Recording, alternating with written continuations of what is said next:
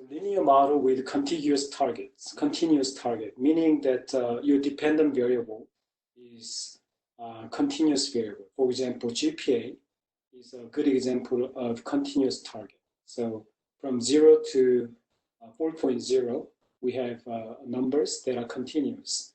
So when you are using GPA as a dependent variable, and you are using linear model, linear regression, not curvilinear relationship or linear relationship, then it's going to be linear model with continuous targets. For example, the number of sales, what affects sales, and you can say, yeah, number of advertisement, how much money do I spend advertisement, and that will affect the sales figure.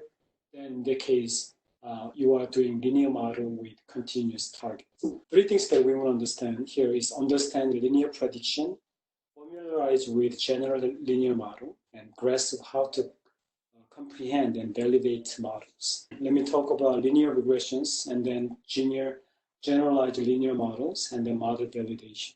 Least square regression line, which you have been learning in your statistics course a long time ago. So there are many points over there, and then what least squares regression line is doing is that it's drawing a line that minimizes the distance from this line to the dots, right? That's the basic concept of linear model. So here is y hat, this is y and y hat, and the distance is calculated, and then linear squares regression is going to square it and try to find the line that minimizes the distance from the dot to the line, right? So that's the basic concept of linear model. Interpretation is important, and when you have a linear regression model, the slope is the interpretation. In other words, if the slope is steeper, then the variable, for example, number of beers on the impact of number of beers on blood alcohol content in milligram, the more beers you are going to drink, the more alcohol you will have in your blood, right? That's a very straightforward interpretation. Say if it is 1, then 1 milligram per 1 milliliter of alcohol you are going to have in your blood, right?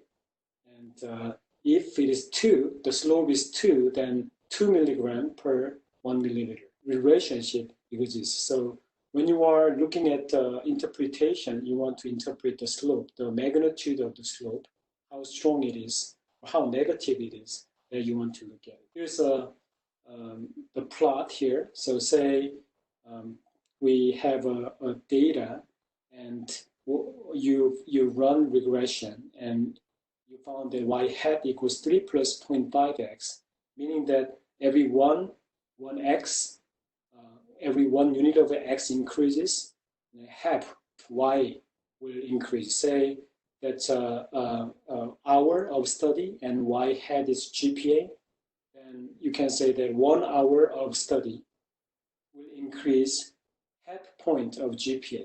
That's too much of generalization, but just as an example, it will be like that. Or you can say number of phone calls and sales of a product, say pizza sales. One phone call will increase half order of pizzas, right? At that time, you're going to use 0.5 as the slope, and this is going to be very important number to interpret the regression.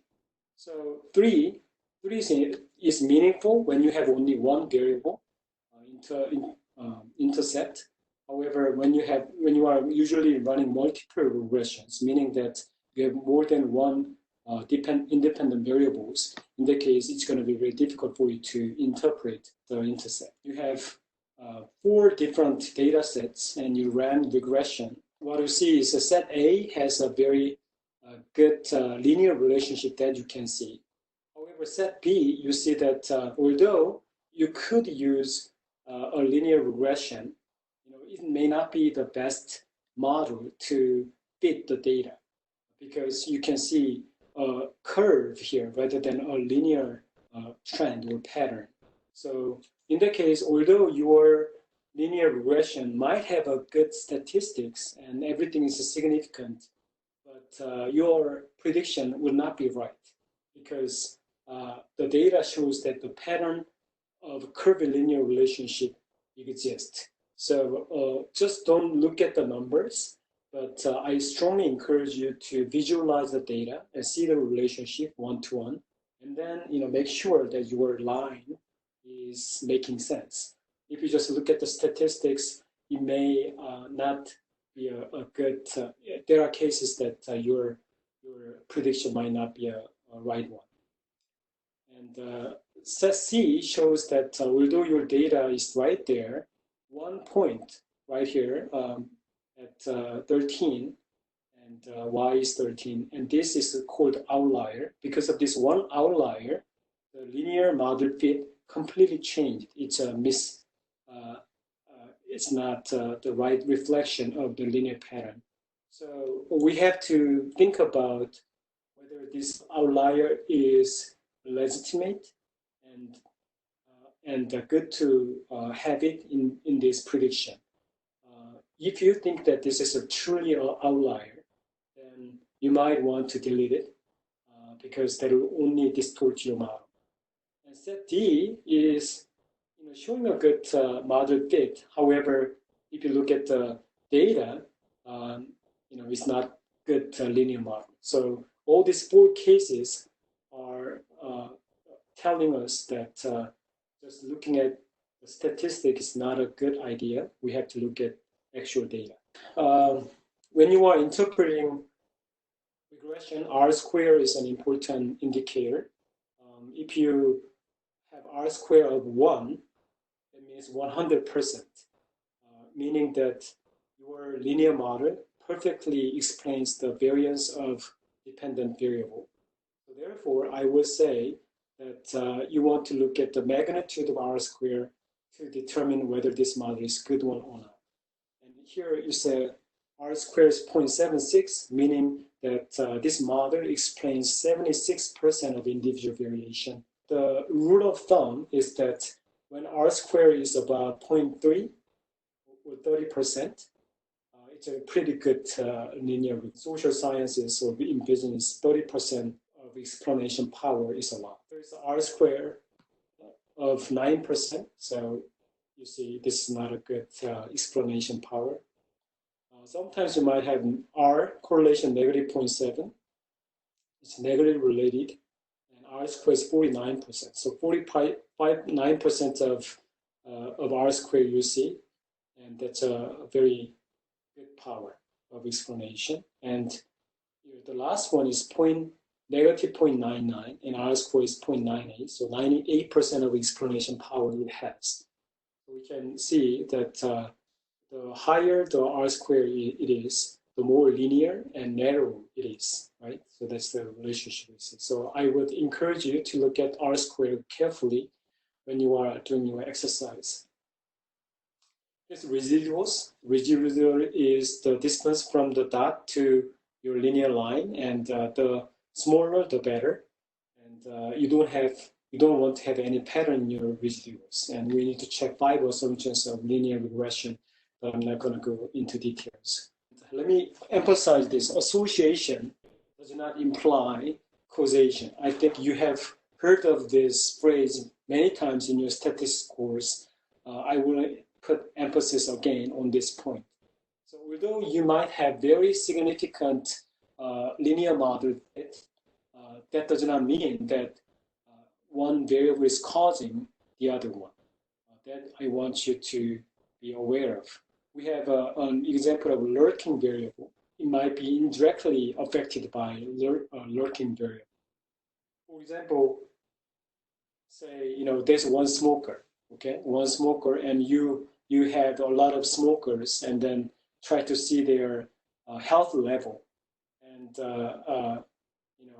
you found that whenever a person is staying outside, the person's health is not good. And so therefore, staying outside is not good at all because it affects my health negatively or people's health negatively. that might be your model, and the model fit might be very good. However, the real variable that is affecting that result is because the person was smoking, and to smoke, he or she came out of the building, right? So that's a lurking variable. So we cannot just presumably say that, oh, because we have a good statistics, it must be affecting the other variable. We cannot do that. To establish causation, we have to do much more rigorous research and experiments and more data. So an example, here's a strong positive association between shoe size and reading index. Okay, so shoe size was increasing, and reading comprehension ability was also increasing, right? So it's of course, as a child grows, he learns more at the school and reads more books, and reading comprehension ability will increase. So it's not because shoe size increased, but because the person read more at the school and at home. That's why or she increased the reading index, reading ability. Right? So that's another example. Then now, what is generalized linear model? So from linear model, we are going to now move to generalized linear model, GLM.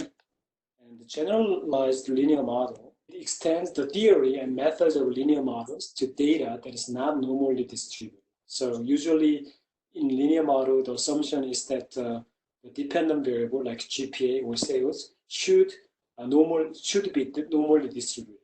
However, generalized linear models can lift that assumption up and run a model using any data that is not normally distributed. So that's the beauty of using generalized linear. It is powerful because we often find that some data, actually many data, are not normally distributed. For example, there's only one response variable, and sometimes you can use a categorical variable, like a sophomore, freshman, junior, or seniors.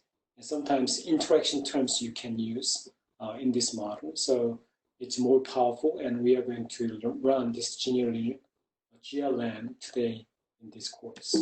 So one of them is splines. So splines are showing you the pattern of the estimates, and it is like showing the broad impact. It is including the confidence interval, 90% or 95% confidence interval, and it's broadening the estimates like highways, and then try to see that impacts there. So, and also it's not linear. Notice that it's not linear, it's curvilinear. It's polynomial regressions. So it is not just using linear patterns, but also curvilinear patterns as well. So in that sense, it's a powerful. The third thing is model validation. So you are going to have many models, and how are you going to determine the best model? So you want to validate a model and choose the best model for yourself. So let me show you here. So now we have these observations in the data. It could be sales data, like books. And as you can see, in the spring, books will sell very well. And then as time goes on, you're not going to sell very well. At the end of the semester, it flattens. And then as fall semester begins, it backs up, right? So it picks up again.